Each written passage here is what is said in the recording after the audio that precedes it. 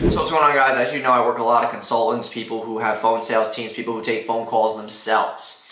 And here's one piece of qualification that has actually been working. I have a recent credit repair person. His name's Jonathan, and then, Sam, who's in fitness. And we recently just added some questions to the qualification plus the Calendly, where basically we're saying to them, hey, if you are not ready to invest this amount of money, then this is not for you. Like, I'm only able to work with so many few people every single month, and since that's the case, and this is very like one-on-one, this program is going to cost upwards of $2,500 plus, whatever that price point is. That has been working and qualifying people a lot better. So I'm going to pull up some of the questions here that I ask. So what I'll say is, like, as far as the qualification, I get their phone number, their website address, and this is for my Facebook ad services. So I do monthly revenue. How much are you currently spending on Facebook, Instagram ads monthly in order to grow your business? How much money are you willing to invest to assure results monthly? This is a good one because the real people will put a decent amount, and the ones who are just really freebie seekers and are cheap are gonna obviously just pick the lowest amount.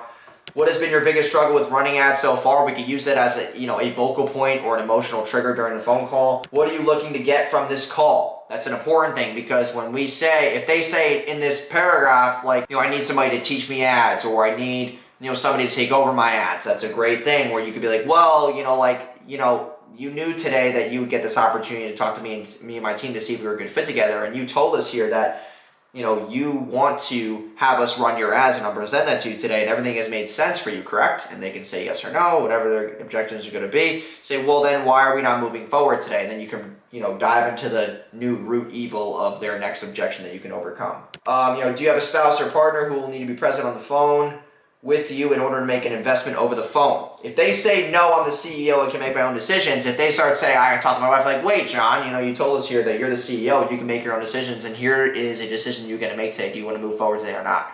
You told us that you're the man in charge. And when you start saying shit like that, like, men get pretty defensive, so it works. Do you agree to answer the phone when Jason calls you? No shows will never receive this proprietary access in the future. I'm serious about that. I exclude all leads from my ad sets who come through because I don't want them getting access to this again, because if they won't take action, I don't want to be a part of it.